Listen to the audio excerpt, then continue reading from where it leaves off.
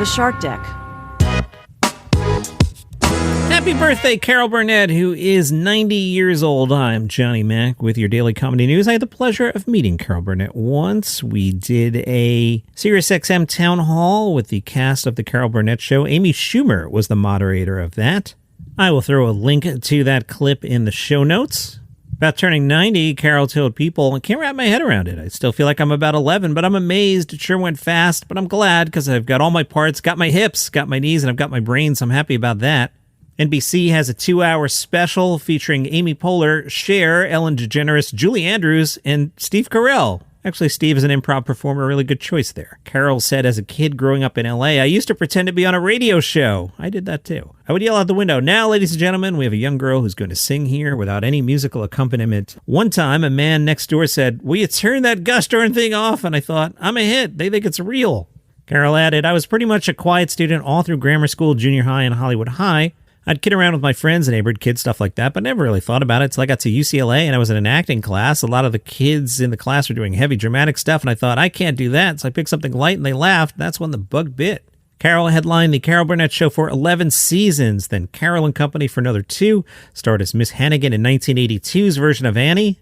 She wants her legacy to be that I made people laugh, made them feel good when they might have been down. In my fan mail, many say it was the only time the family would get together to watch and laugh, and that sometimes they were lonesome and were cheered up by our show. That's a good feeling. Yeah, I remember watching that show live on CBS as a young child. As for tonight's show, 8 o'clock Eastern NBC, Carol said, it's a 2-hour show, and we were done in about 2.5. It was filmed in front of a live audience. She said, I want people to feel like they're seeing a Broadway show, not sitting around waiting for scenery or costume changes.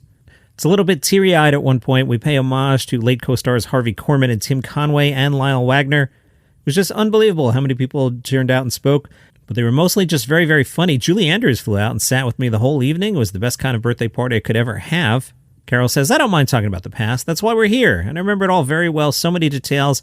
If you ask me something I don't remember, it's probably because it didn't stick with me very long in the first place. In 1962, she signed a 10-year deal with CBS.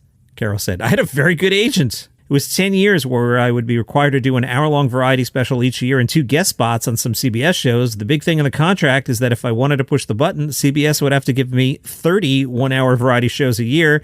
They'd have to put them on the air whether they wanted to or not. At the end of the 5th year during the holidays, Carol said, I made a phone call to one of the vice presidents at CBS in New York, and I said, I'm calling to push that button. I'm sure he got a lot of lawyers out of Christmas parties that night. The next day he called back and said, Carol, comedy variety is a man's game. It's Sid Caesar, it's Milton Berle, it's Jackie Gleason, it's Dean Martin. It's not really for you gals. They didn't want to do it, but they had to put us on the air. I never felt any pressure. We had a well-oiled machine from the very beginning.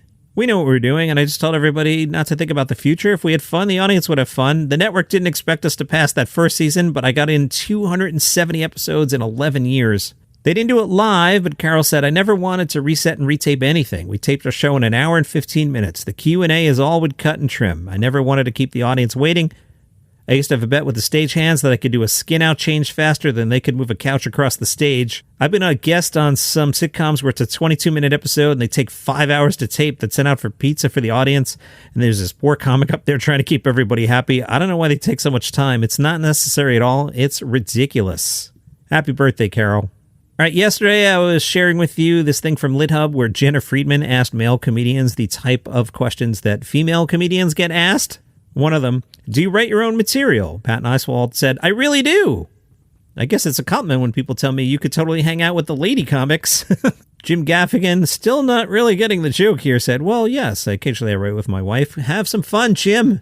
Next question, is all your material about being a dad? Jim Gaffigan, no. Have some fun, Jim. Jon Stewart, that's a tough one, because you could see that not being viewed through the lens of pure sexism, but somebody who actually knew the act, it could be like, are you just having children to get another 15 minutes? Eugene Merman said, if I hope to take my comedy to the next level, I'll stop doing stand-up about weird things that have happened to me, and I'll switch mostly to fatherhood. My comedy is a mix of what happens to me, which now incorporates fatherhood. Good exchange with Fred Armisen. Fred said, none of my material is about being a dad. I'm not a dad. Jena Friedman said, I'm sorry, I just assumed since you're a man that you're a dad. Fred Armisen said no. Bobcat Goldthwait has an album out today. It's called A Soldier for Christ, a mix of personal stories from childhood, family, old friendships, and touring with Nirvana. Todd Barry caught up with the Santa Fe Reporter, who said, hey, you have a propensity for playing smaller markets. Do you prefer a more intimate space? Todd Barry said, well, most of the venues I play are intimate, even in big cities. I do like playing the smaller markets, especially if they're cool cities like Santa Fe. Well, Todd, do you think of yourself as deadpan? Todd Barry said, no, I don't think of myself as deadpan, but maybe I am. But I've never consciously worked on my delivery or stage persona. It just kind of evolved organically. His advice for younger comics, write and get on stage as much as possible. Don't bug people. Don't post a clip that doesn't make you look great. Don't obsess with getting a manager or agent. Just get good at what you do and have fun. Parade spoke to Ray Romano out doing the rounds for his new movie. Hey, Ray, describe the stand-up comedy scene in the 90s.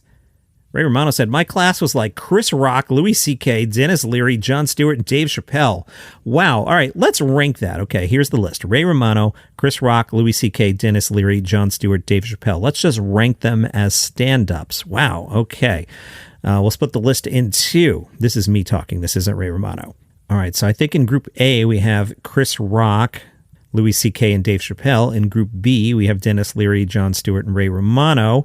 Ray is the best out of Group B. I'll put Dennis Leary ahead of Jon Stewart. No disrespect to Jon Stewart, but you're in one heck of a class here with this list. All right, in the top group, we have Chris Rock, Louis C.K., Dave Chappelle. That is tough. Rock is one of the greats.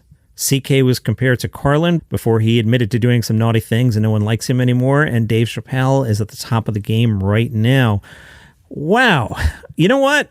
Why don't you tell me? Go to the Facebook group and answer the question.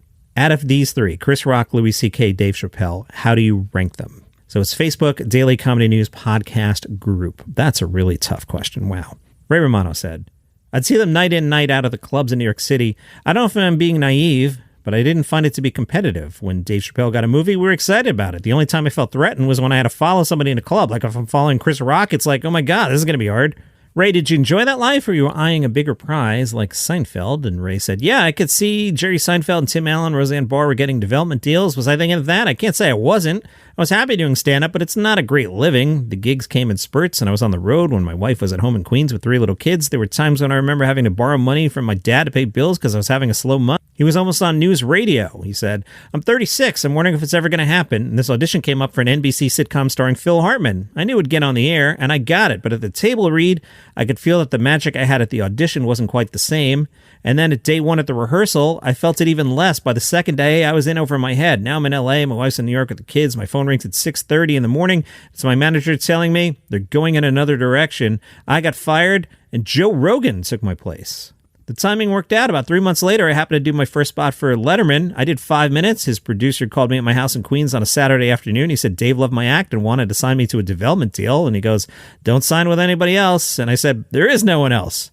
That production company eventually put out Everybody Loves Raymond. Hello, I am Mark Francis, host of Palace Intrigue, the podcast that delves into the daily drama of the British royal family. These short daily episodes cover the latest news and scandals involving the likes of Prince Harry, Meghan Markle, Kate Middleton, King Charles, and the rest. From backroom sources to public controversies, we've got you covered. Whether you're a long-time fan or just curious about the royals, Palace Intrigue is the perfect podcast for you.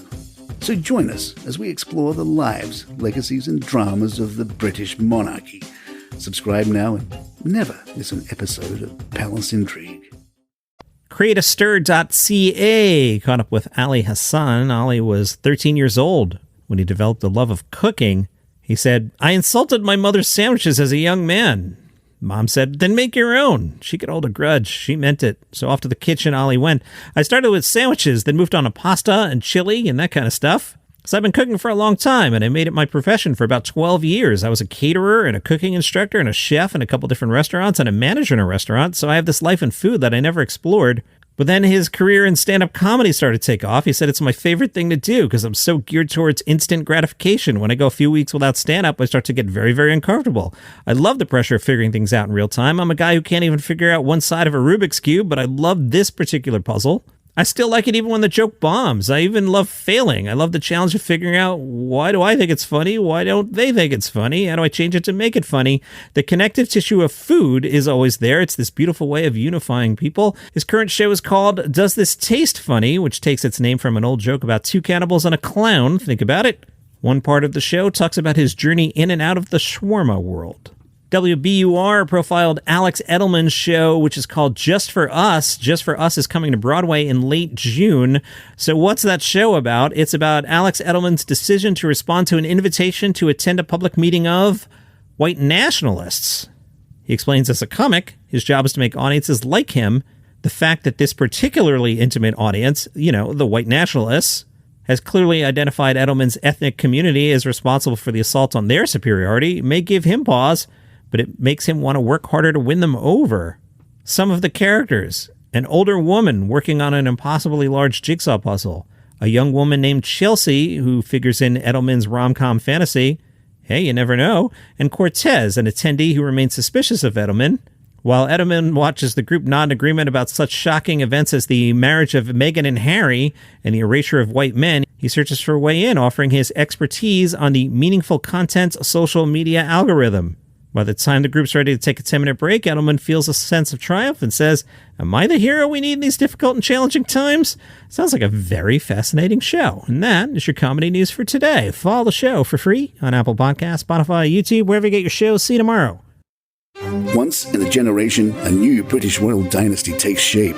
Hi, I'm Mark Francis, host of Palace Intrigue, a daily podcast about the royal family, and the only place you can get all the news, gossip, and updates from inside and outside the palace. From Harry and Meghan in California to Kate and William in the UK, along with King Charles, Queen Camilla, Prince Andrew, and the whole cast of characters.